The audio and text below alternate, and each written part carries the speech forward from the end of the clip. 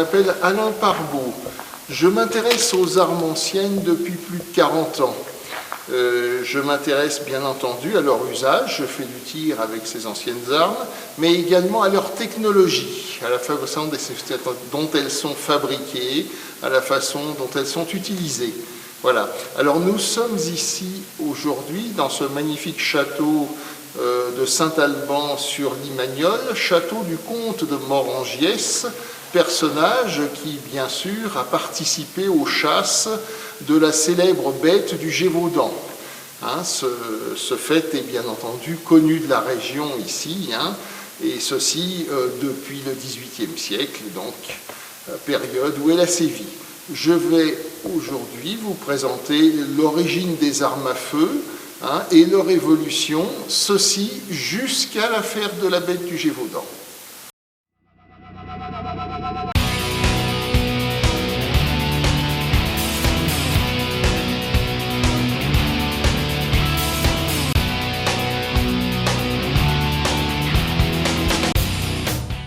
Je vais vous présenter là une arme redoutable qui est le feu grégeois, c'est-à-dire le feu grec.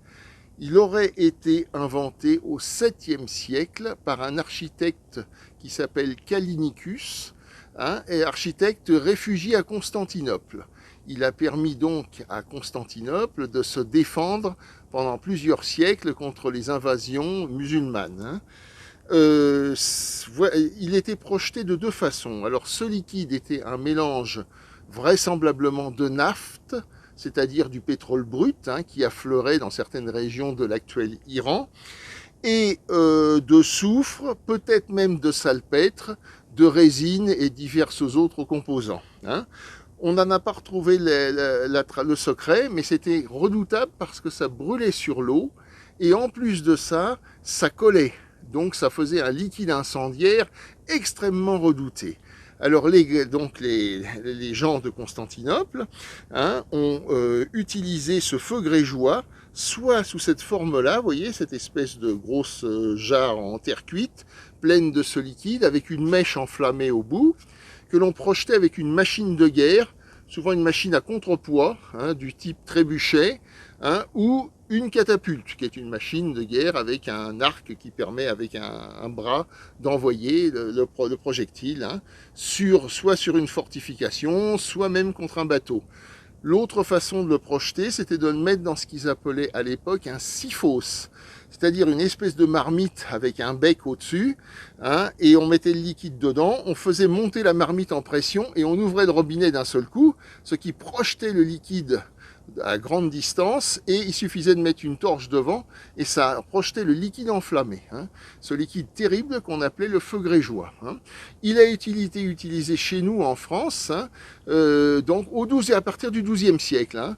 On a ramené, suite aux premières croisades, on a réussi à ramener la formule du feu grégeois, et il a été utilisé notamment au siège de Montreuil-du-Bellay en 1100 et quelques, hein, et puis également pour la prise du château de Richard Cœur de Lion, Château Gaillard. Hein. Château Gaillard, ils ont là aussi utilisé du feu grégeois. Voilà pour le feu grégeois.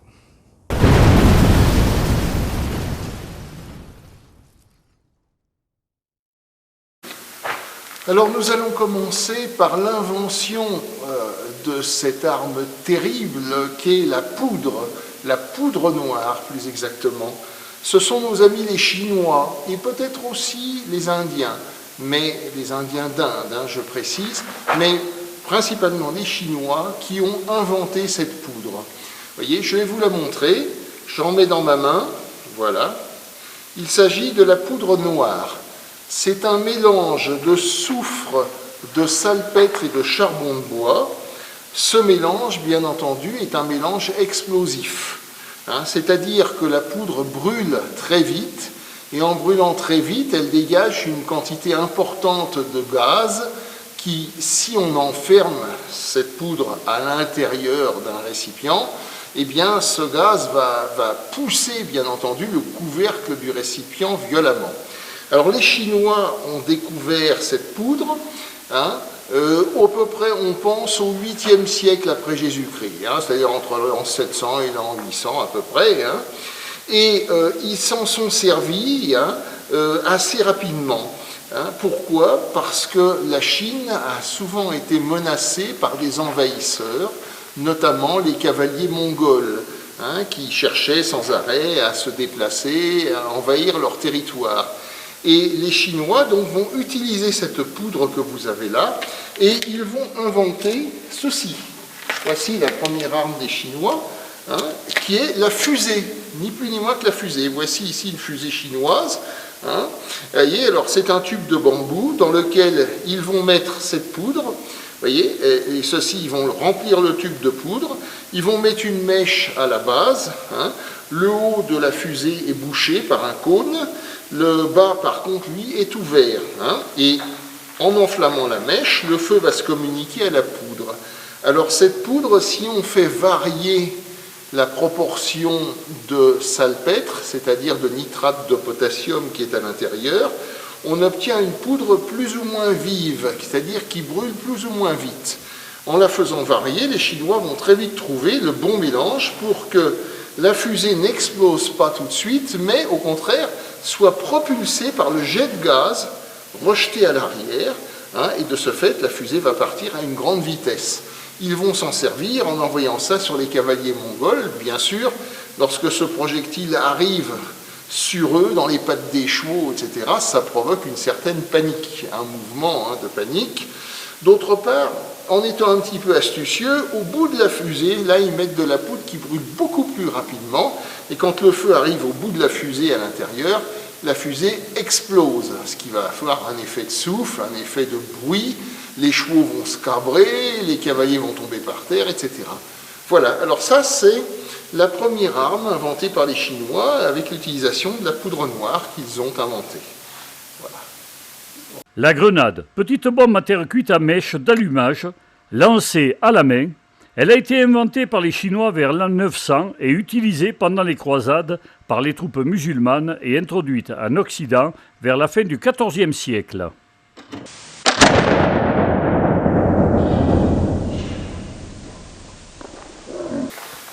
Alors ensuite, après la fusée chinoise, bien sûr, nous avons les Arabes.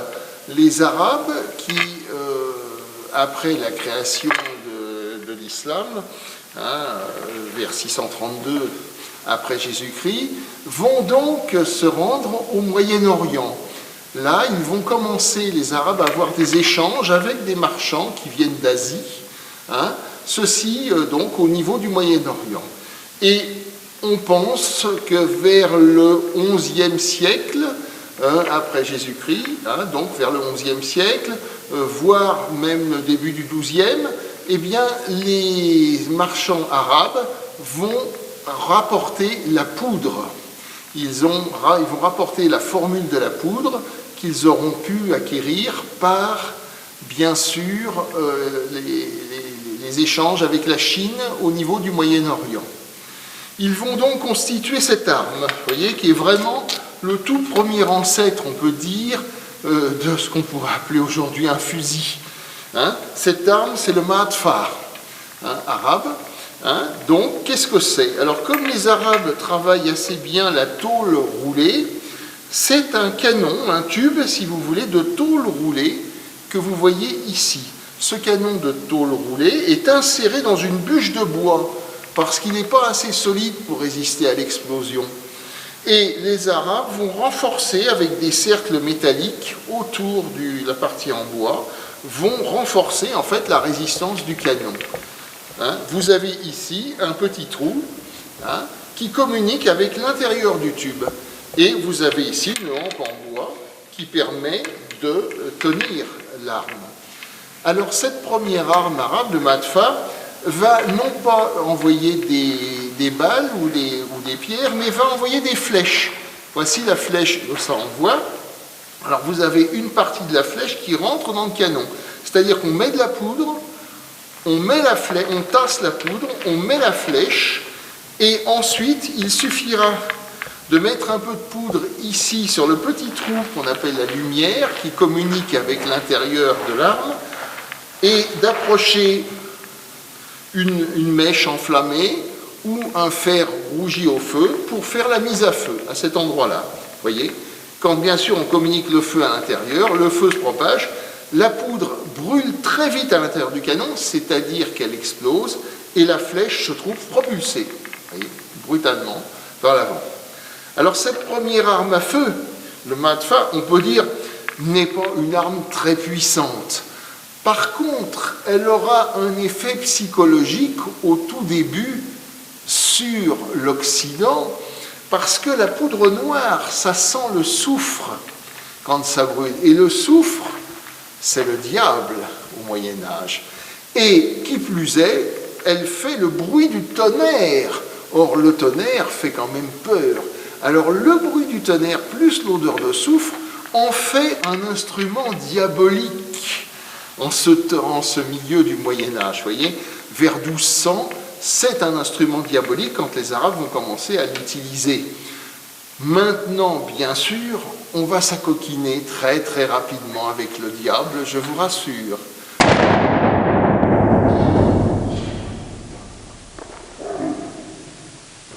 Alors, je vais vous présenter maintenant l'évolution de cette arme chez nous en Occident. En Occident, l'arme à feu, donc, a démarré au XIIIe siècle. Deux moines, le frère Roger Bacon si vous préférez, puisque Bacon voulait dire jambon au Moyen-Âge, le frère Roger Jambon, donc, en Angleterre, en Grande-Bretagne, on va dire, et le frère Berthold Schwarz en Allemagne. Alors là, on n'est pas sûr qu'il existait, Berthold le Noir, mais ce seraient deux prêtres, deux moines, si vous voulez, en même temps alchimistes.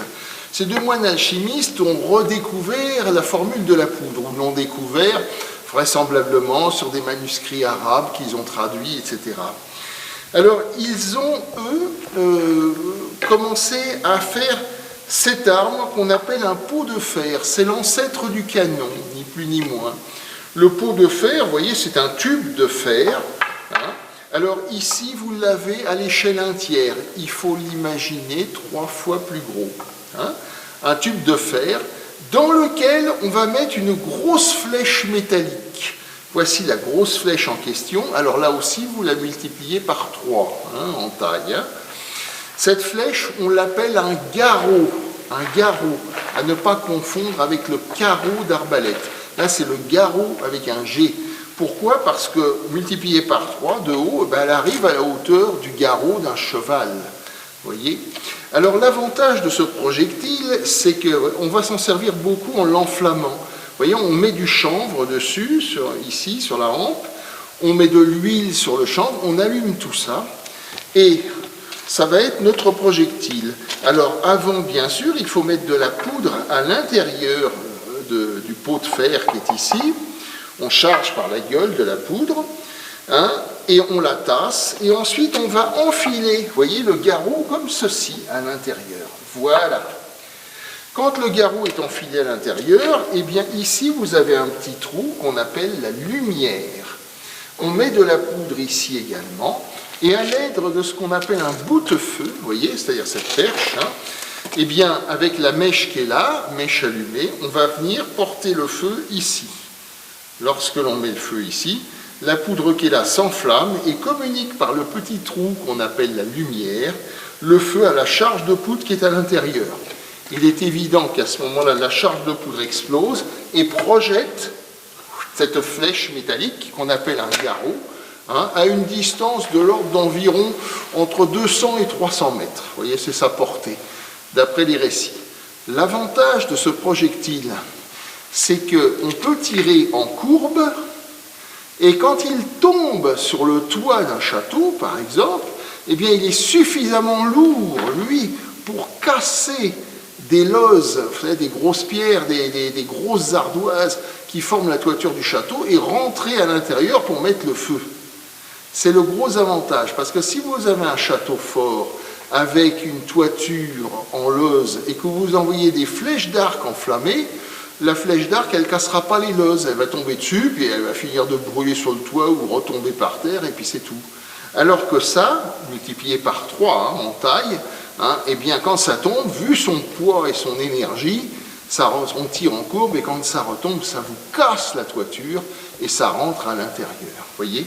Alors nos premiers canons, appelés pots de fer, tiraient des flèches, des grosses flèches appelées garrots, vous voyez ceci, et non pas des boulets comme on pourrait le croire. Au tout début, c'est ça.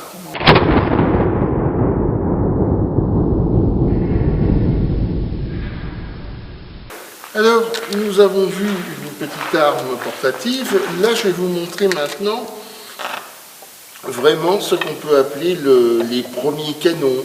Après le pot de fer à traire garrot, c'est-à-dire à tirer des grandes flèches, nous allons avoir les premières bombardes, petites bombardes, qu'on appelle des bombardelles. La première utilisée en France avec certitude et date de que je dise pas de bêtises, de 1324 à la bataille de l'Aréole. À la bataille de l'Aréole, les Français qui veulent reprendre la ville de l'Aréole, parce que ses habitants se sont accoquinés avec les Anglais, les Français donc, vont utiliser une bombardelle, une petite bombarde, mais elle n'aura pas beaucoup d'effet. Et c'est seulement quand ils iront chercher une machine de guerre qu'on appelle le trébuchet à contrepoids que les habitants se rendront. Les bombardes vont évoluer assez rapidement.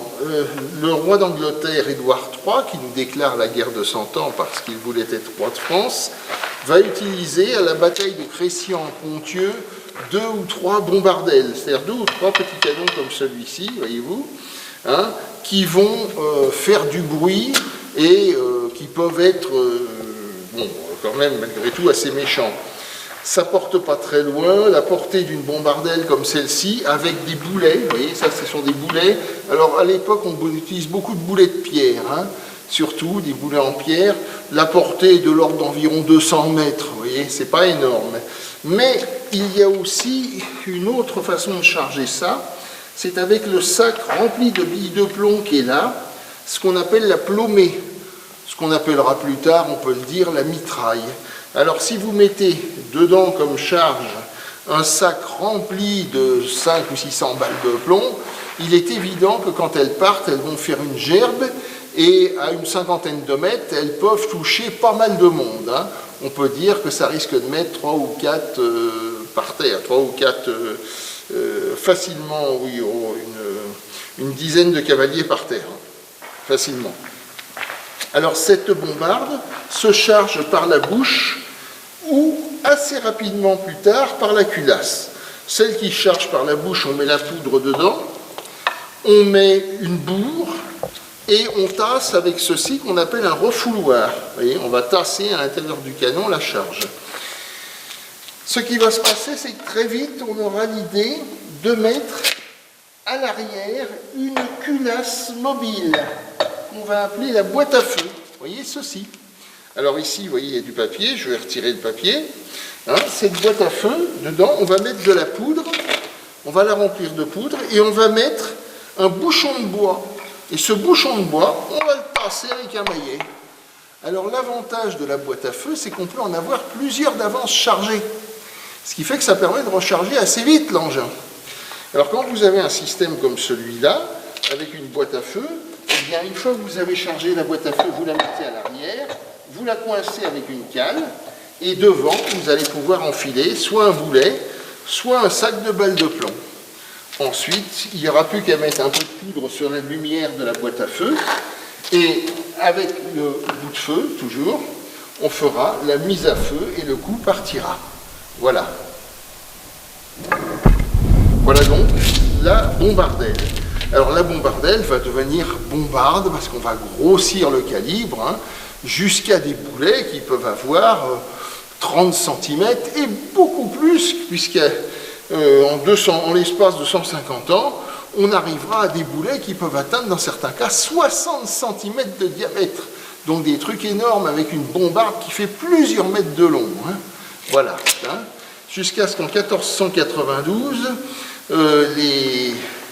les Turcs assiègent la ville de Constantinople avec une bombarde monstrueuse qui tire des boulets d'un diamètre de 65 cm, je crois, et la bombarde elle-même fait 8 mètres de long, et elle a une très grande portée, et elle pulvérise les murs de Constantinople. Et le plus dramatique des choses, c'est que c'est un armurier occidental, européen, qui leur a fabriqué cette bombarde. Voilà. Donc voilà la bombarde, là la bombardelle avec le chargement par la culasse. Donc, ce qui va tirer soit des boulets, soit des sacs remplis de balles qu'on appelle une plombée, c'est-à-dire un sac de plomb, quoi, de balles de plomb.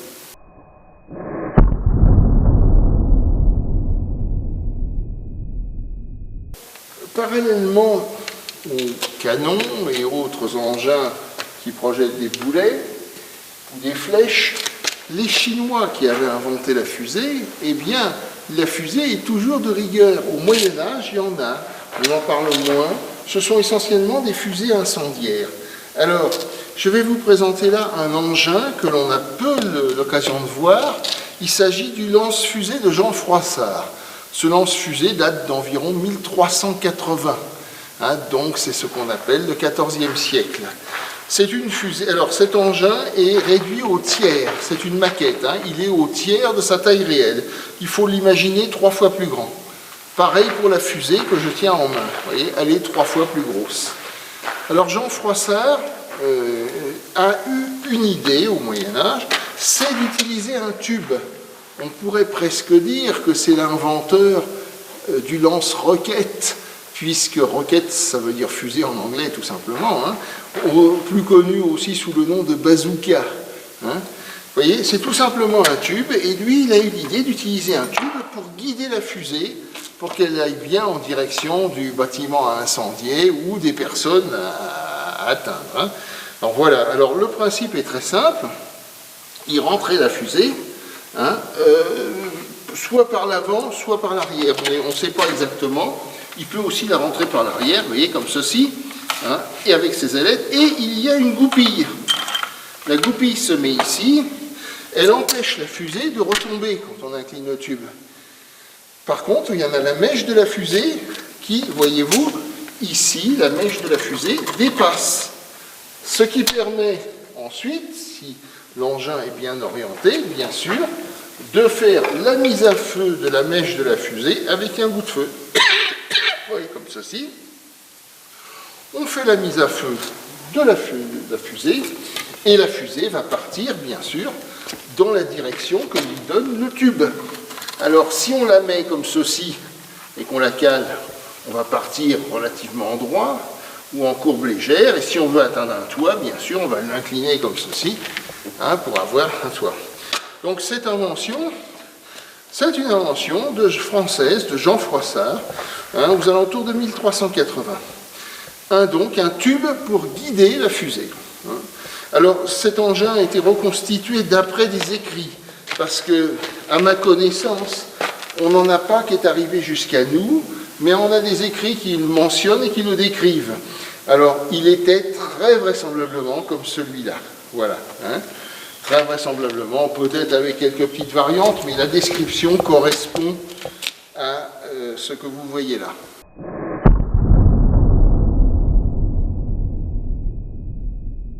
Parallèlement au début, aux tout premiers engins qu'on pourra apparenter à des canons plus tard, on va inventer un petit canon portatif.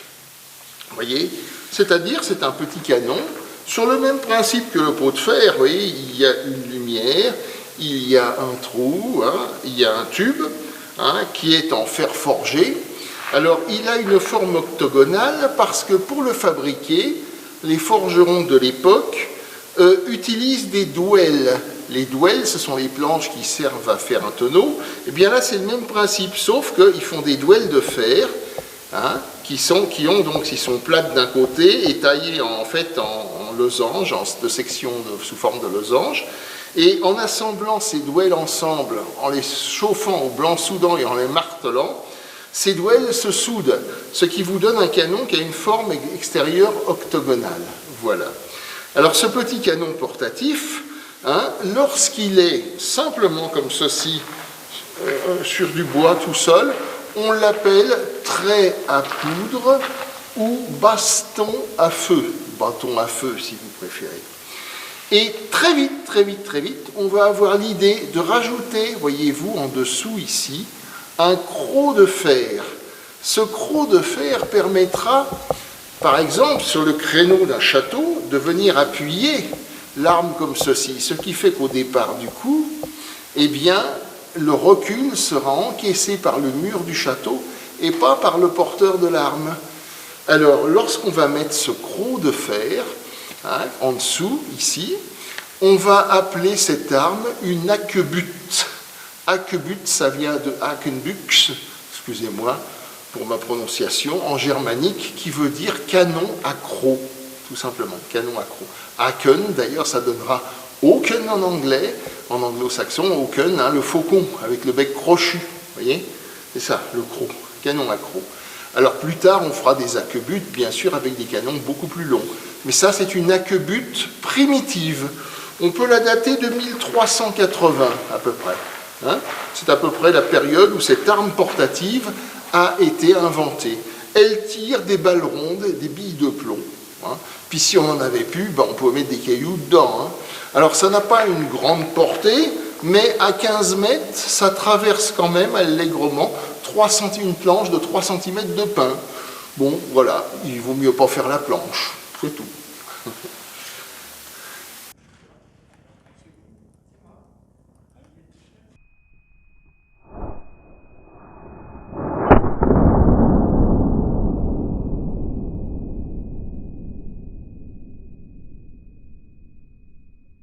Présenter maintenant l'arme qui a succédé à celle-ci. Là, nous avions une petite haquebute, hein, appelée trait à poudre s'il n'y a pas le croc en dessous. Hein. Nous allons maintenant arriver vers 1410-1420, où les armuriers vont réussir à faire des canons plus longs. Vous voyez, le canon est beaucoup plus long sur ceci. Alors, en rallongeant le canon, hein, l'arme de haquebute ou de trait à poudre va prendre le nom de coulevrine à main, c'est-à-dire petite couleuvre en fait, parce qu'elle est allongée comme un serpent. Voilà, d'où l'appellation petite couleuvre ou coulevrine. Vous voyez, voilà. Hein. Alors cette coulevrine à main permet bien entendu une portée plus importante que l'autre. Hein.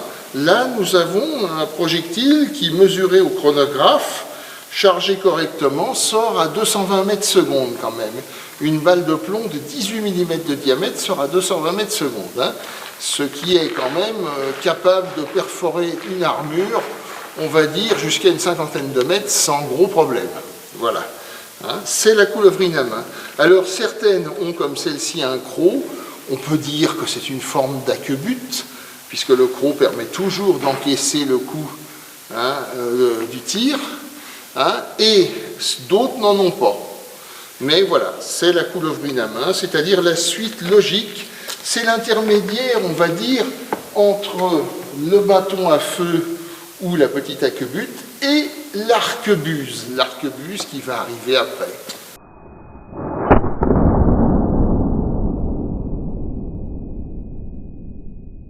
Alors, vers 1450-1460, hein, pour succéder à la coulevrine à main, ou du moins pour la perfectionner, on va inventer ce que l'on va appeler l'arquebuse.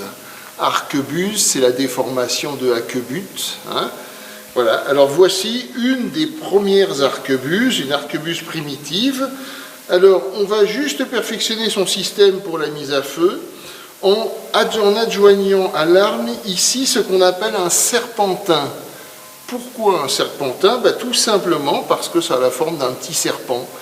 Ce serpentin tient la mèche allumée. Vous voyez? Alors, on charge l'arme, on met de la poudre, on met une balle enveloppée d'un calepin, on l'enfonce avec une baguette, hein, et ensuite, quand on veut faire feu, ben, on a la mèche qui est allumée, et il va suffire d'appuyer sur la queue du serpentin.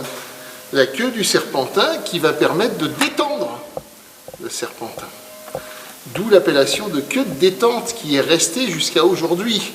Hein, les gens appellent à tort le petit levier mécanique sur lequel on appuie avec le doigt gâchette. Ce n'est pas une gâchette, c'est une queue de détente. Et ça vient de la détente du serpentin que vous avez là. Voyez, le serpentin va immédiatement, voyez, faire la mise à feu, parce qu'il va arriver juste dessus avec la mèche. Et le coup va partir. Ce sont les premières arquebuses. Alors c'est très utilisé, ça a été très utilisé à partir de 1460, 1470, notamment chez les Suisses. Les Suisses ont beaucoup de ce type d'arquebuse, mais les Germaniques aussi, ça va beaucoup leur plaire, ça, ce type d'arme.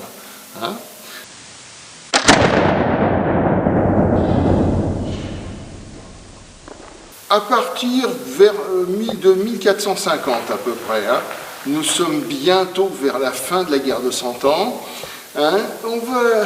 il va germer dans l'esprit occidental, mais ça existait déjà avant, puisqu'on on en a la trace dès 1300, à peu près 1350, 100 ans avant. Et nous allons avoir une petite idée charmante quand il s'agit de détruire une porte ou une palissade légère, voire de faire tomber des murs si on creuse des mines sous les murs, pour faire sauter les essais. On va inventer une espèce de bombe qu'on appelle un pétard. Voilà le pétard médiéval. Alors ce pétard médiéval, c'est ni plus ni moins qu'un récipient métallique dans lequel on va mettre de la poudre. Ça va de grosso modo 5 kg à 50 kg, donc ça peut être très gros. Vous avez une petite mèche sur le côté, et on va venir très discrètement, par exemple la nuit, si on veut défoncer cette porte, on va venir mettre le pétard contre la porte. Vous voyez, on va le mettre par exemple ici. Pour le faire tenir, on mettra ici un bout de bois, une poutre en bois, comme ça on l'appuiera contre, discrètement bien sûr, et on va allumer la mèche. La mèche est courte. Évidemment, à ce moment-là, on se sauve. Le pétardier qui met le feu au pétard, il ne reste pas longtemps. Il se sauve, et il y a des soldats qui sont cachés à côté. Et quand le pétard explose, il pulvérise la porte. Et à ce moment-là, les soldats qui sont restés à côté vont rentrer et pénétrer à l'intérieur du château. Voilà, c'est le pétard. Le pétard sera modernisé au niveau de sa forme, mais restera en service dans les armées occidentales jusqu'en 1866, date à laquelle, je crois que c'est Frédéric Nobel, inventera la dynamite, qui le remplacera bien sûr avec des effets encore beaucoup plus puissants.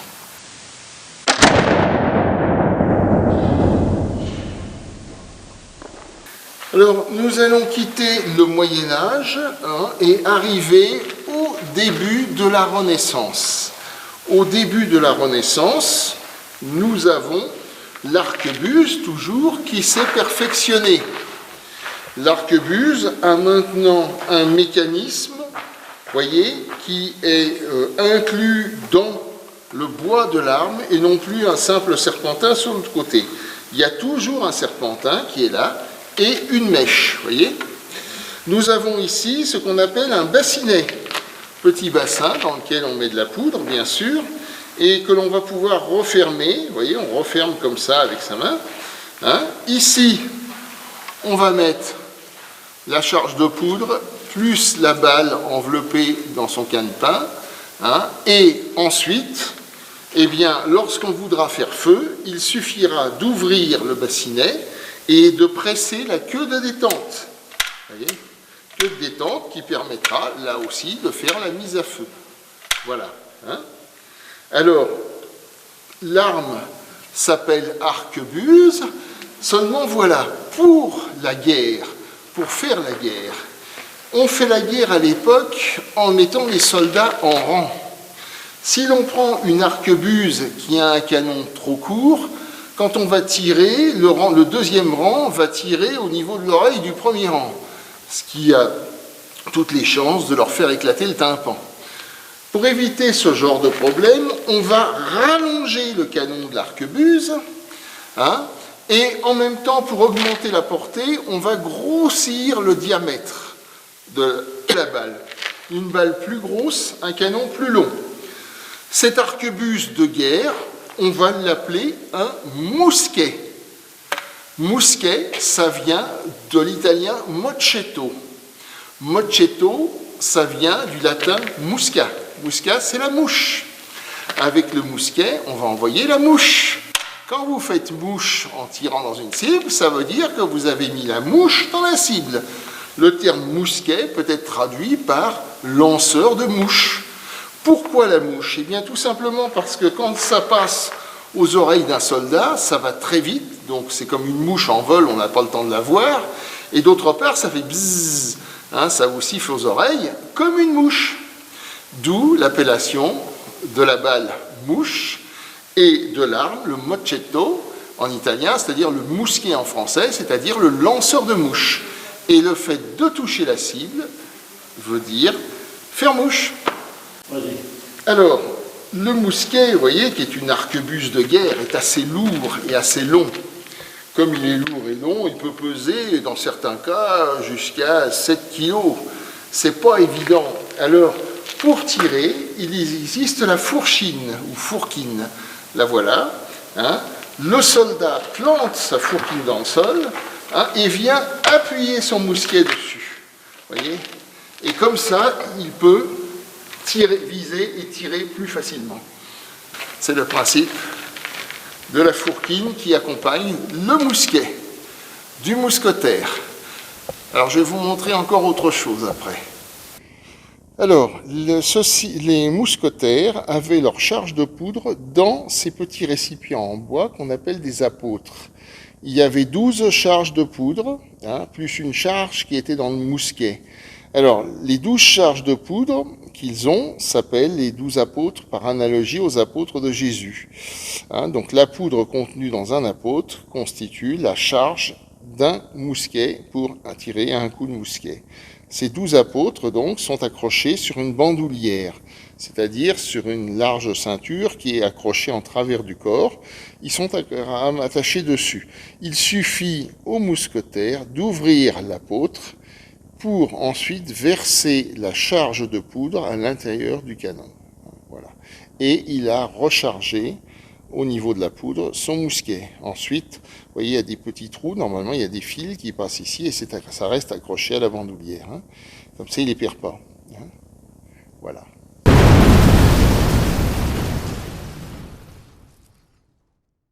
Alors, les armuriers germaniques, d'origine germanique, notamment un dénommé Zollner, hein, vers 1490 par là, ont l'idée de créer des rayures à l'intérieur du canon de l'arquebuse. Ces rayures, bon, d'abord avec Zollner, sont droites.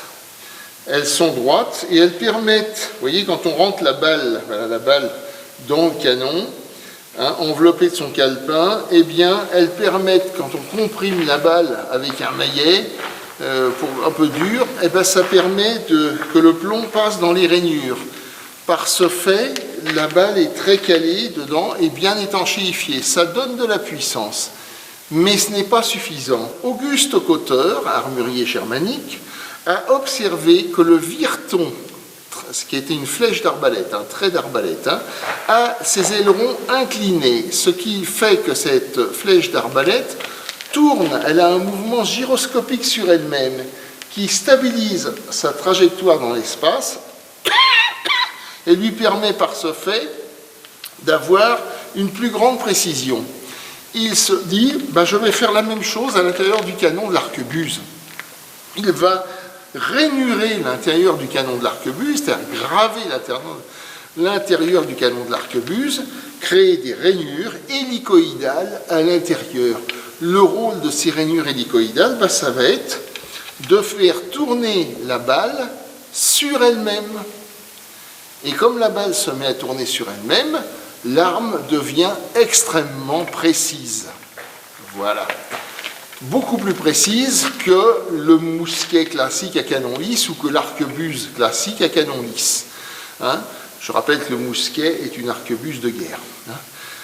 Plus grosse que l'arquebuse de chasse.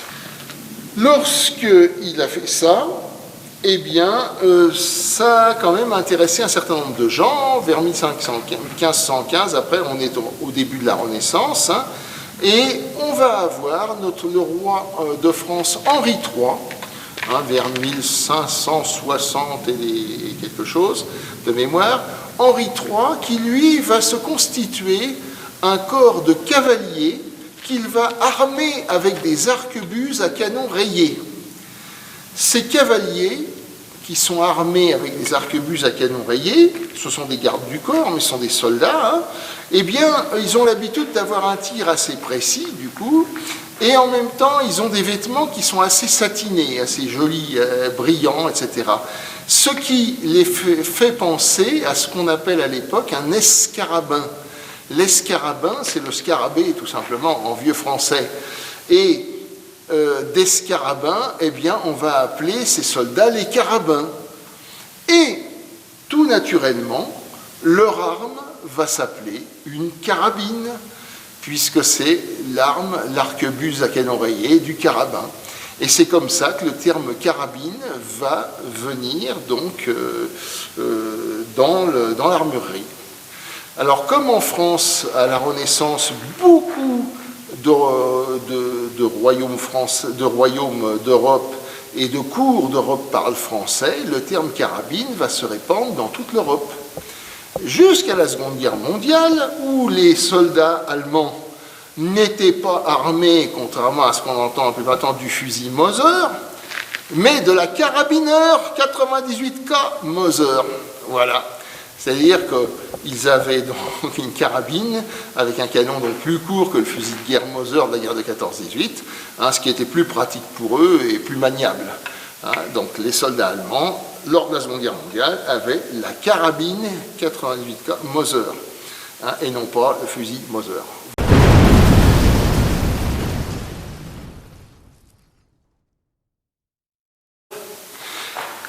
Alors, vers 1515, au début de la Renaissance, donc, nous avons un nouveau système d'allumage qui est inventé. Il est peut-être inventé par Léonard de Vinci, qui l'a dessiné, ou par un autre armurier germanique qui s'appelle Johann Cufus. Alors, ce principe est très simple, mais la mécanique est compliquée. Vous avez ici, à l'intérieur, là, un rouet. Un rouet, c'est-à-dire c'est une roue avec des stries dessus. Et cette roue avec des stries dessus va venir frotter sur la pierre qui est ici. La pierre qui est ici est une pyrite de fer. La pyrite de fer taillée, la voilà. En voici une vraie, hein, que je tiens à la main, hein, pour être taillée dans un chien ici. Alors, le levier qui s'appelait serpentin, du coup, comme il a deux mâchoires, et qu'il mord une pierre, il devient un chien. Et on quitte le terme serpentin pour le chien. Lorsque l'on veut tirer, il faut ramener le chien contre, ici, le rouet. Et lorsque l'on va presser la queue de détente, le bassinet va s'ouvrir automatiquement, entraîné par le rouet, et les étincelles qui vont se produire ici vont mettre le feu à la poudre du bassinet, qui va mettre le feu à la charge. C'est la platine à rouet. Alors cette platine est très technique malgré tout, elle est difficile à faire, elle est fiable, mais elle est mécaniquement très coûteuse et elle est assez délicate, il faut être très soigneux. Ça convient très mal pour des soldats. Ce qui fait que l'on va garder le mousquet à mèche, pour ce qui est de la France, jusqu'à 1703, dans les armées françaises. Parce que c'est considéré comme un mécanisme trop délicat pour nos soldats. Voilà. Ce sera employé essentiellement pour la chasse, sauf sur une forme d'arquebuse beaucoup plus petite qu'on va appeler un pistolet, où là, il y aura des reîtres allemands, c'est-à-dire des mercenaires allemands, qui feront une manœuvre célèbre qu'on appelle la caracole. Ils vont caracoler, c'est-à-dire qu'on envoie un premier rang de ces mercenaires à cheval qui décharge ses pistolets sur les piquiers pour les tuer, repart en arrière, puis un deuxième rang qui décharge leurs pistolets, repart en arrière et ainsi de suite, jusqu'à ce qu'il y ait suffisamment de piquiers qui soient morts pour que la cavalerie puisse pénétrer le rang ennemi. Vous voyez, voilà. Ça s'appelle la caracole. Et caracoler, c'est ça.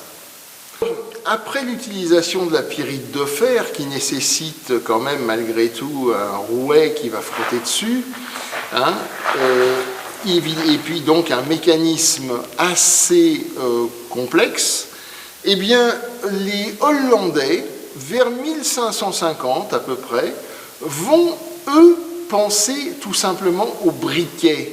Le briquet à l'époque, que l'au Moyen-Âge on appelait d'ailleurs fusil, hein, c'était ni plus ni moins qu'un morceau de silex que l'on frappait sur un morceau d'acier.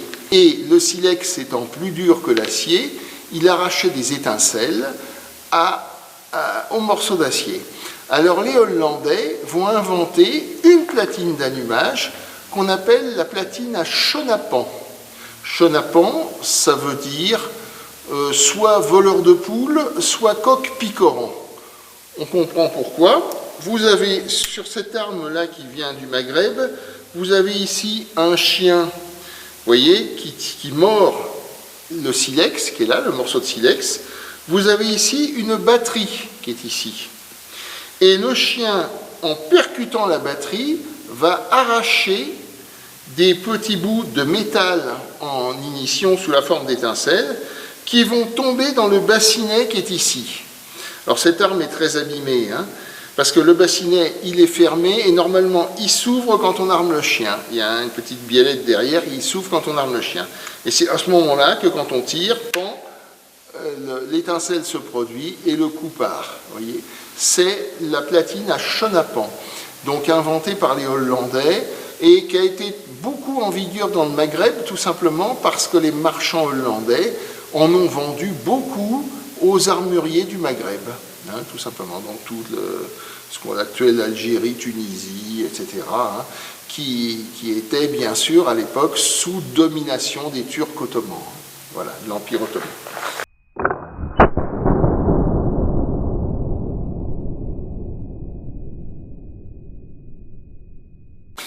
Alors, je vais vous présenter maintenant la platine à silex la plus perfectionnée, enfin, dans un premier temps.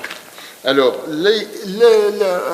nous avons les Espagnols, vraisemblablement les Catalans, qui vont inventer une platine à silex avec un bassinet, un couvre-bassinet dessus, hein, et un mécanisme à l'extérieur. Celle-ci est comme leur platine, comme la leur, sauf que là c'est celle d'après. La leur, il y a tout le mécanisme qui est à l'extérieur ici. Les ressorts qui ramènent le chien sont à l'extérieur sur la platine espagnole. La platine espagnole s'appelle la platine à la Miclay. Elle est vraisemblablement d'origine catalane et elle est vraisemblablement des années 1580, mais entre 1580 et 1600 à peu près. Hein. C'est la platine à Miclay. Alors, c'est une platine comme celle-ci, mais beaucoup plus rustique, parce que tout le mécanisme qui est à l'intérieur se trouve ici à l'extérieur dans la platine à la Miclay. Les ressorts sont dehors, hein, etc. Voilà. Donc, ce sont vraiment quand même, il faut le dire, les Catalans, vraisemblablement, qui, avec cette platine-là, vont faire un progrès quand même fondamental dans le fonctionnement, avec leur platine à la Miclay. Hein. Attention, celle-ci, c'est plus perfectionné que le Miclay encore. Mais le Miclay, c'est quand même ce système-là. Hein, une batterie avec un couvre-bassinet qui se ferme, et ça, c'est vraiment un grand progrès. Voilà. Donc, la platine à la Miclay date de 1580 à 1600, dans ces années-là, hein, et est inventée vraisemblablement par les Catalans. On n'a pas la preuve formelle, mais il y a beaucoup de présomptions qui font que ce sont certainement les Catalans qui l'ont inventé. Les Catalans ont commencé à être les Visigoths, et ce sont de très bons métallurgistes. Hein, et ils ont vraisemblablement eu cet esprit-là aussi, et bien technique, pour inventer la platine à la Miclay, qui constitue un grand progrès. Il faut leur rendre hommage à ce niveau-là.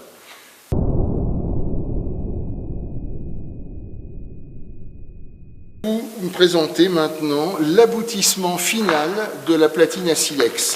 Vers 1610, Marin le Bourgeois, qui est un armurier de Lisieux, invente la platine à la française. Vous voyez, Alors, elle est dérivée de la platine à la Mickley. Hein, mais au lieu d'avoir le mécanisme à l'extérieur, le mécanisme est à l'intérieur, protégé dans le bois de l'arme. Il est fixé sur la platine à l'intérieur, alors que dans la platine à la Mickley, le mécanisme est à l'extérieur. Mais le principe reste le même. Hein, c'est vraiment le système de la platine à la Mickley, avec ici couvre-bassinet et ici batterie, mais plus perfectionné. Hein, avec une inclinaison meilleure, ça en fait une platine à silex qui est, elle, assez performante. Alors, si je vais appuyer, je vais tirer, vous allez voir les étincelles. Hein, vous avez vu ? Voilà. Hein, là, c'est donc le silex qui arrache des étincelles à la batterie en acier.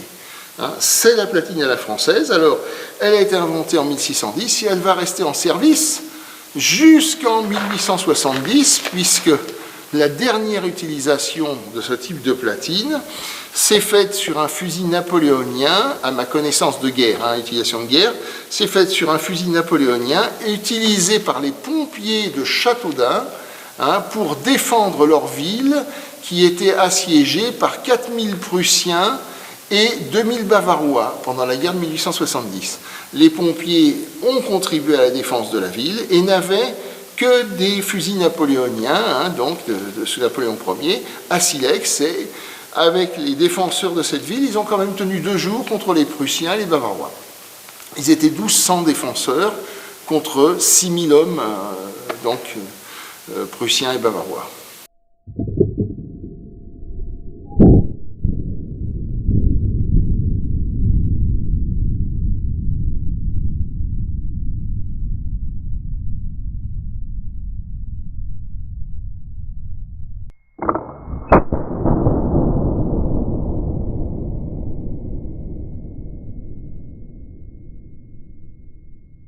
Sur la paroisse de Saint-Étienne de Luc d'Arès, il y a d'abord une première femme qui est attaquée par une bête inconnue.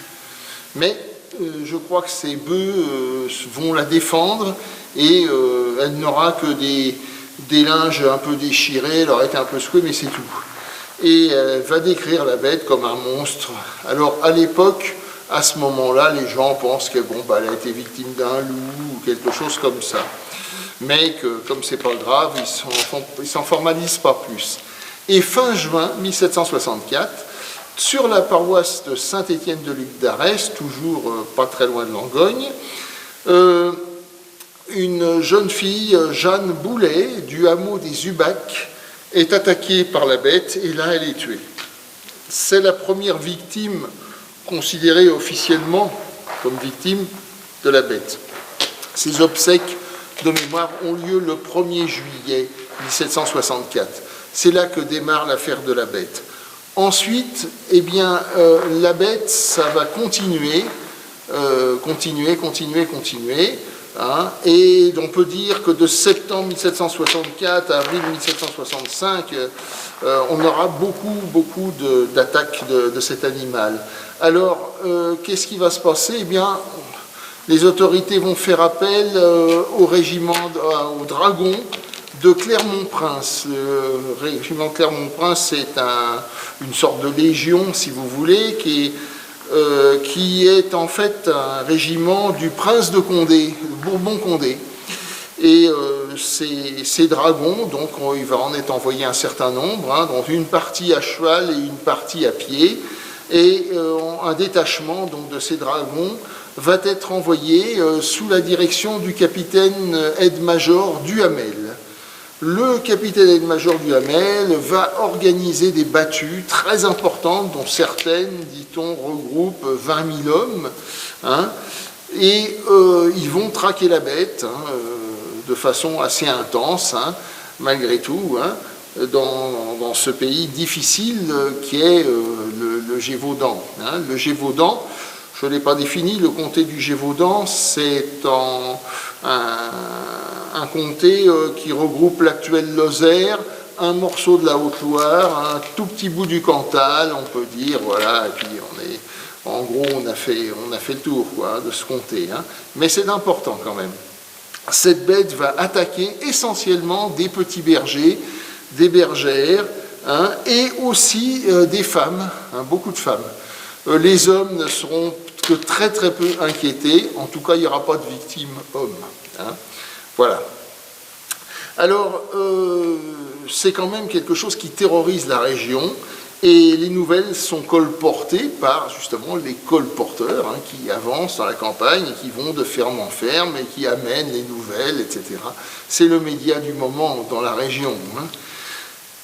Les autorités, quand même, devant les difficultés qu'ont les dragons de Clermont-Prince, hein, a donc attrapé cette bête, hein, puisqu'ils n'y arrivent pas, hein, vont s'inquiéter. Le 31 décembre 1764, il y a l'évêque de Mende, hein, qui est Monseigneur Gabriel Florent de Choiseul-Beaupré, hein, évêque de Mende et comte du Gévaudan, hein, qui va publier un mandement. Un mandement, c'est-à-dire un texte qu'il fera lire dans toutes les paroisses du Gévaudan, dans lequel il énonce que, selon lui, la bête du Gévaudan est un fléau de Dieu, hein, envoyé pour punir les hommes qui se sont mal conduits, mais il dit quand même, malgré tout, que les hommes pourront réussir à vaincre la bête si on fait des prières, etc., etc., etc. Donc, c'est quand même, je dirais, une grosse influence religieuse qui va donc situer cette bête comme fléau de Dieu malgré tout. Hein. C'est quand même quelque chose pour des gens de l'époque qui sont très croyants. Hein. Fin janvier 1765, devant les échecs de la chasse à la bête, le roi Louis XV promet 6 000 livres de récompense. 6 000 livres, c'est énorme à l'époque, hein, et ça permettrait bien entendu à celui qui tuerait la bête de bien vivre pendant un bon moment. Hein. Voilà, alors, devant l'échec des dragons, parce que les dragons vont quand même voir la bête et à un moment vont la louper de peu, parce que le sieur Duhamel, le capitaine, à un moment l'a dans l'axe de la visée de son arme, et malheureusement, deux de ces dragons qui n'ont pas vu Duhamel détournent la bête de lui, sinon il l'aurait eu de très près, il aurait tiré dessus, quoi. Hein, voilà. Alors il est navré de ça. Il a deux fourriers, des officiers fourriers, donc qui vont chasser la bête, la poursuivre à cheval et essayer de la sabrer. Voilà. Malheureusement, la bête va réussir à passer dans un marécage où là, les chevaux ne pourront pas passer et la bête va leur échapper. Alors, devant cet échec, il y a un grand louvetier normand, Jean-Charles Vaumel-Denval, hein, qui va être envoyé par le roi, hein, pour essayer de traquer cette bête. On dit qu'il a tué 1200 loups quand même. Alors Jean-Charles Vaumel-Denval arrive le 20 février 1765, hein, et il y restera jusqu'au 18 juillet 1765, hein, et il va organiser des chasses. Lui, il va empoisonner les cadavres avec de la noix vomique, voilà, Nox vomica, voilà, ceci, hein, qui va mélanger à des cadavres de gens qui ont été malheureusement tués par la bête, etc. Mais ça n'aura aucun succès. Ça n'aura pas de succès pour une raison très simple, c'est que l'animal sent l'odeur de l'homme vraisemblablement, et la noix vomique est très amère. Donc les animaux comme des loups, etc., s'ils mangent de la noix vomique, ils vont tout de suite le sentir, et justement ils vont vomir ou se faire vomir en mangeant de la fougère. Hein. On extraira le produit toxique de la noix vomique au 19e siècle seulement, c'est la strychnine. Alors là, en mettant de la strychnine pure dans les aliments, là on va tuer du loup. Là, hein. Au 19e siècle, on va en tuer énormément. Mais au 18e, comme on met la noix vomique, ça se sent. Donc les animaux un peu rusés ne se font pas prendre au poison. Enfin, Jean-Charles Vaumel-Denval va aller d'échec en échec, il n'y arrivera pas, malgré tout. Et le roi Louis XV, qui est moqué par les Anglais, bien sûr, parce que on a perdu la guerre de 7 ans face à l'Angleterre, on a perdu le Canada, etc. Hein, les Anglais se moquent du roi Louis XV en disant qu'une armée de 20 000 soldats était mangée par la bête, alors qu'une chatte qui défendait ses petits a réussi à la chasser. Enfin voilà, des idioties, mais bon, c'est comme ça. Ça irrite Louis XV. Et du coup, Louis XV décide d'en finir. Il envoie son porte-arquebuse, Monsieur François-Antoine, porte-arquebuse du roi. Alors François-Antoine, lui, est le responsable des chasses royales, hein, bien sûr, et il est quand même une personne qui a un certain âge, qui a une maturité. Il a 70 ans. 70 ans au XVIIIe siècle, c'est pas rien. Et il arrive à cheval de Versailles, hein, il débarque dans Gévaudan, hein, et François-Antoine, donc, lui, va essayer de traquer cette bête. Hein. Il sera donc dans le Gévaudan du 22 juin 1765 et jusqu'au 3 novembre 1765 quand même. Hein. Alors François-Antoine est un personnage quand même qui est assez intelligent, qui va essayer de concilier un peu tout le monde, qui aura une certaine compassion pour les paysans et leurs soucis, etc., qui leur fera donner du pain, etc., qui s'apercevra bien entendu de la grande misère du pays. Hein. Et François-Antoine finira par aller faire une chasse au bord de l'Allier, hein, dans les bois des Chazes, hein, où là, il va tirer sur un gros loup, c'est le 20 septembre. Ce gros loup tombe par terre, parce que François-Antoine lui a tiré dessus avec un fusil qu'on appelle une canardière. C'est un gros fusil. Hein. Alors la canardière, ça ressemble à ce fusil-là, mais c'est plus gros. Vous l'imaginez à peu près la même taille, mais beaucoup plus gros, pour être chargé beaucoup plus fortement. Vous voyez ? Donc, il va tirer avec sa canardière sur le gros loup, qui va tomber, et qui va se relever et le charger. Quand il va le charger, que va faire François-Antoine? Il va crier au secours, et à ce moment-là, c'est son neveu, le garde-chasse Rinchard, hein, qui est d'origine suisse, qui lui, avec sa carabine, voilà une carabine de 1765, hein, enfin de 1750 plus exactement, hein, qui avec sa carabine, lui, va tirer sur le gros loup et va l'achever, quoi, hein, voilà. Donc, voilà comment sera tué le grand loup des Chazes. Donc. Alors, le fils de François-Antoine, qui s'appelle Antoine de Beauterne, parce qu'il a acheté, ou s'est procuré la terre de Beauterne dans la région parisienne. Hein, c'est pour ça qu'il s'est mis ce de Beauterne en plus. Donc, Antoine de Beauterne, lui, va emmener la dépouille du loup qui a tué son père avec Rinchard. Il va l'emmener et la présenter au roi à Paris, hein, enfin à Versailles. Ou à Fontainebleau, je ne sais plus, je pense que c'est peut-être à Fontainebleau qu'il lui a présenté, ou à Versailles, je ne sais plus. Enfin bon, peu importe, il présente la dépouille au roi, mais c'est le fils qui présente la dépouille au roi. Le père, lui, il reste encore, parce que le père, il tue le 20 septembre, donc ce gros loup avec son neveu, mais, le père va continuer à rester en Gévaudan, et ceci jusqu'au 3 novembre, c'est-à-dire qu'il va rester encore plus d'un mois dans le Gévaudan, où l'hiver commence à s'approcher, etc. Il a quand même 70 ans, il va continuer à tuer des loups, une louve, des petits, etc., etc. Et le père n'est pas sûr d'avoir tué la bête. Il ne faut pas croire que François-Antoine se vante d'avoir tué la bête. Quand on lit ses lettres, il a quand même des doutes. Hein. Mais comme il voit, donc en arrivant fin octobre, il s'aperçoit qu'il n'y a pas eu de nouvelles attaques, il se dit, c'était peut-être la bête, le gros loup que j'ai tué, et finalement il décide de rentrer à Versailles. Voilà. Hein, c'est François-Antoine. Voilà.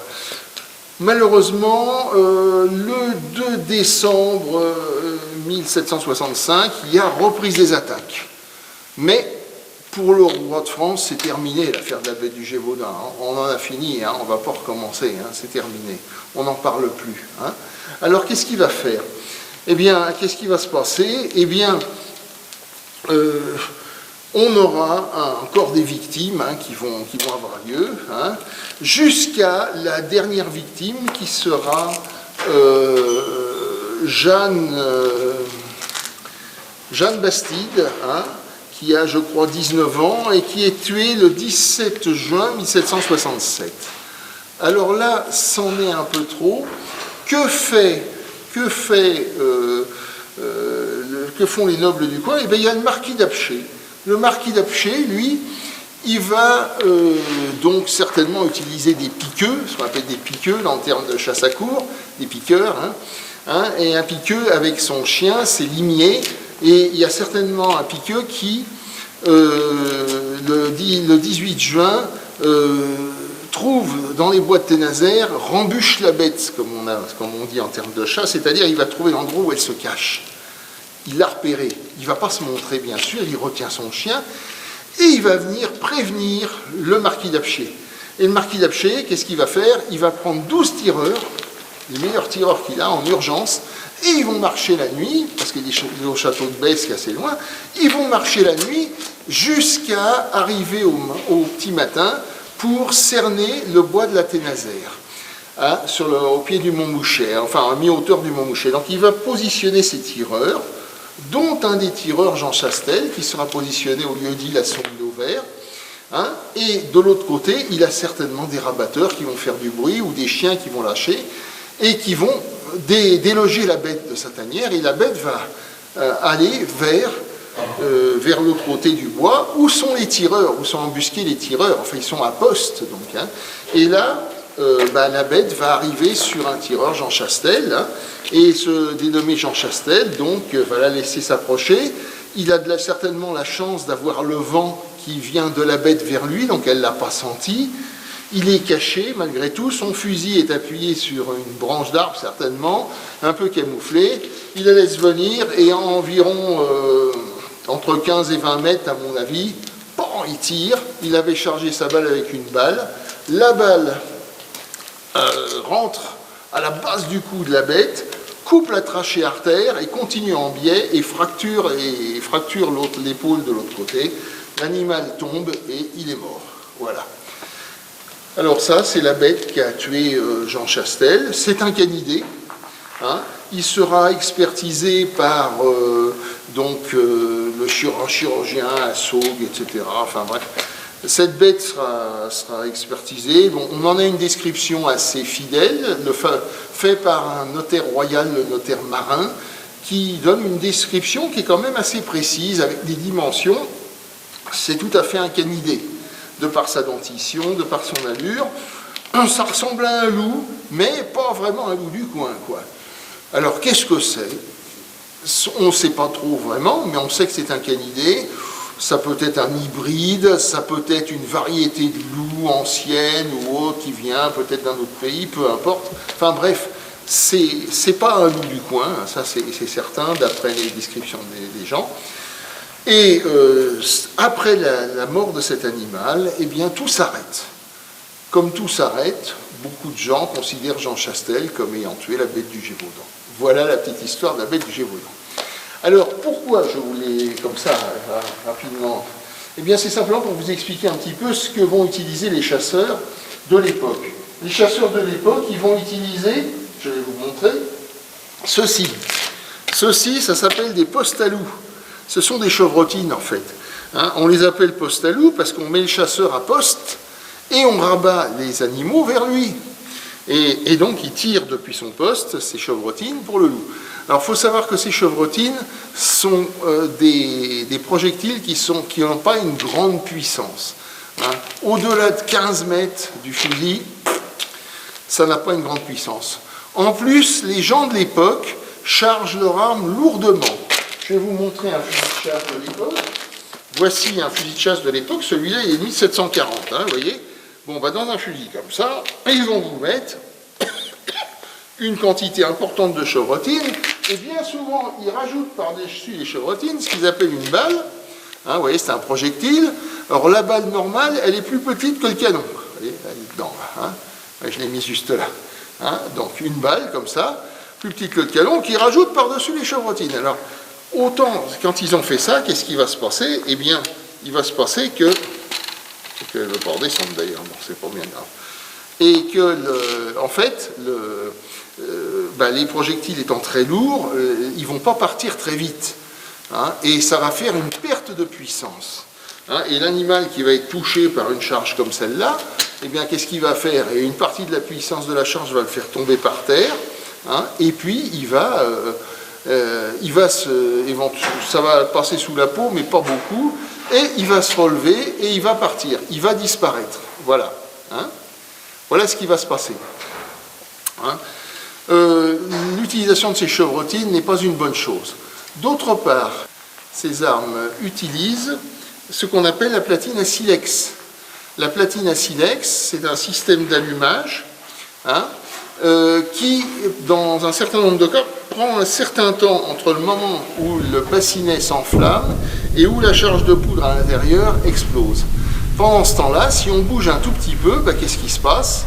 Hein, évidemment, le projectile risque de passer à côté. Voilà.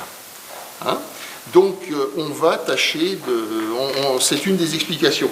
Alors, pourquoi les chasseurs de l'époque ne sont pas très efficaces contre la bête? Bah, tout simplement parce que, d'une part, la plupart du temps, ils utilisent des chevrotines mélangées avec des balles, hein, ou des fois même un lingot. Alors, ce qu'on appelle le lingot, c'est une balle, c'est la balle qui fait référence au calibre de l'arme. C'est-à-dire que, parce que le calibre de l'arme est calculé par rapport au lingot d'une livre de plomb. Un lingot d'une livre de plomb à l'époque fait 489 grammes 50. C'est la livre française de Paris, ou livre royal. Et alors, par exemple, un fusil comme le fusil de Jean Chastel, qui est un calibre 24, ça veut dire que la balle pèse 1/24e de la livre royale, ce qui fait une balle, pour le fusil de Jean Chastel, de 15 mm 1, théorique. Alors cette balle qui est en rapport avec le lingot s'appelle un lingot. C'est ça qu'on appelle le lingot. C'est-à-dire la balle qui fait référence au lingot d'une livre, par rapport aux autres qui sont plus petites et qui, elles, ne sont pas de la même façon. Alors, bien souvent, les lingots sont en fait, en réalité, un peu plus petits que le calibre de l'arme pour que ça s'enfile facilement. Alors, qu'est-ce qu'il y a comme arme aussi, donc, à l'époque? Donc, ils vont chasser avec des fusils de chasse, hein, c'est ça, c'est le principal. Ils vont chasser aussi, bon, alors, les militaires chasseront éventuellement, les dragons ont une carabine, hein, mais les chefs des dragons ont quelques fusils qui dérivent de ce fusil-là, qui est le fusil réglementaire. Hein, voilà. Quelques fusils qui dérivent de celui-là, c'est le fusil réglementaire. Ça, c'est le modèle 1726, modifié 1748, vous voyez. Voilà, hein, avec la crosse dite en pied de vache, là, c'est le fusil de l'armée. Alors, le fusil de l'armée, lui, utilise des cartouches en papier. Voilà la cartouche en papier militaire. Hein. Alors, la cartouche en papier, comment ça se charge? Le soldat la déchire avec ses dents. Hein. Il met une partie de la poudre ici dans le bassinet, il referme le bassinet et ensuite il va enfiler tout le reste de la cartouche en papier, il y a la balle qui est devant. Il va enfiler tout ça avec sa baguette qui va tasser jusqu'à toucher la charge de poudre, jusqu'à toucher le bout. Ensuite, il lui suffira d'armer au deuxième cran et de faire feu pour que le coup parte. Voilà. Hein. C'est le changement. Alors, les dragons Clermont-Prince ont principalement donc des carabines. Hein, et leur chef, quelques fusils de guerre. C'est le fusil de guerre de l'époque. Hein. La carabine, voilà la carabine. C'est l'arme la plus puissante au XVIIIe siècle. La carabine, son canon à l'intérieur est rainuré, on dit rayé, hein, des rainures hélicoïdales qui sont à l'intérieur, qui vont donner un mouvement gyroscopique à la balle qui va stabiliser sa trajectoire dans l'espace. Alors ça, c'est puissant.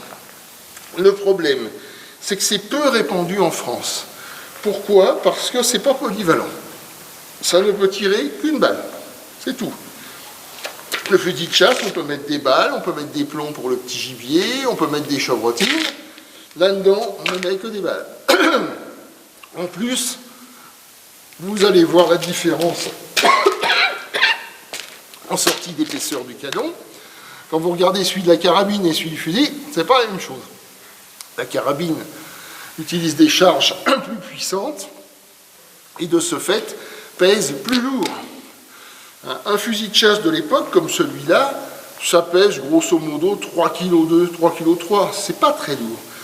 La carabine, là, elle fait 4,5 kg. C'est beaucoup plus long quand vous trimballez ça toute la journée. Hein, voilà. Voilà donc les quelques armes. Alors, L'explication donc des chasseurs, eh bien, des charges qui ne sont pas bien adaptées à la chasse de l'époque, trop lourdes, hein, ou beaucoup de chevrotines, ce qui manque de puissance. Qu'est-ce qu'il y a également comme problème aux chasseurs? Le manque d'entraînement, parce que ça coûte cher. Et si on tirait sur une cible des balles, ben, il faut être riche, il faut avoir de l'argent. Or, ils n'en ont pas toujours. Donc ils vont chercher à tirer uniquement sur quelque chose qui bouge, de vivant, qui peut leur rapporter, hein, pas sur une cible. Hein. Et qu'est-ce qu'on a d'autre comme problème aussi? Bien, on en a un auquel on ne pense jamais, on ne pense pas souvent. Mais il faut savoir qu'à l'époque, on s'empoisonne facilement avec de l'eau. Donc on a tendance à boire plutôt certaines boissons un peu alcoolisées. Du vin, bien sûr. Bon, à l'époque, boire 1,5 litre à 2 litres de vin dans la journée, hein, si on a fait un peu d'exercice, c'est pas rare du tout. Hein. Bon, et puis alors, en plus de ça, pour s'aider un peu, quelques petites prunelles ou des choses comme ça, un petit peu d'alcool, quoi. Bon, ça, psychologiquement, ça aide, hein, c'est vrai. Hein. Mais par contre, c'est pas très bon pour le système nerveux. Hein, voilà. Hein, donc, ça peut aussi nuire aux chasseurs. Je ne dis pas que tous les chasseurs sont ivres, non, pas du tout. Mais par contre, une certaine alcoolisation peut nuire au système nerveux aussi. Et puis, il y a aussi des choses qu'il faut savoir. Hein. La bête a été déclarée par Gabriel Florent de Choiseul-Beaupré, donc évêque de Mende, fléau de Dieu. Hein, punition divine. On se trouve dans une punition divine. Il y en a plus d'un qui n'ont pas le tir très précis, hein, parce que c'est impressionnant, quoi. Faut être clair, c'est impressionnant. Et l'animal est rusé, l'animal se sauve, il évite, etc., etc. C'est pas facile. Hein. Voilà, enfin, tous ces éléments-là font que la chasse à la bête n'a pas été très, très efficace. D'autant que le terrain est épouvantable. C'est des gorges profondes, c'est des déclivités énormes, c'est des fourrés très profonds, c'est des chaos granitiques, ce sont des choses comme ça. C'est pas évident du tout. Signalons quand même l'abbé Trossellier, qui était armé d'un pistolet, hein, bon, qui a essayé de chasser la bête, mais enfin bon, il aurait fallu qu'il la tire vraiment de très près pour avoir une chance de lui faire mal, quoi. Hein. Voilà. Hein, en fait, c'est pas évident du tout. Alors, qu'était la bête du Gévaudan? Je ne peux pas vous le dire, ce serait vous mentir si je vous dis quelque chose. Je pense personnellement que c'est un animal, que c'est peut-être un hybride de chien et de loup, ça me paraît être une hypothèse. Est-ce qu'il était protégé par une cuirasse? Alors, dans ce cas-là, ça voudrait dire que c'est un complice de l'homme, qu'il y a des hommes qui le manipulent. Je n'ai pour le moment aucune preuve historique me prouvant que la bête du Gévaudan a été manipulée par un homme. Ce ne sont que des hypothèses, mais je n'ai pas de preuve, aucune. Voilà, donc tous les récits de l'époque parlent d'un animal, hein, et pas d'un homme déguisé ou d'autre chose comme ça.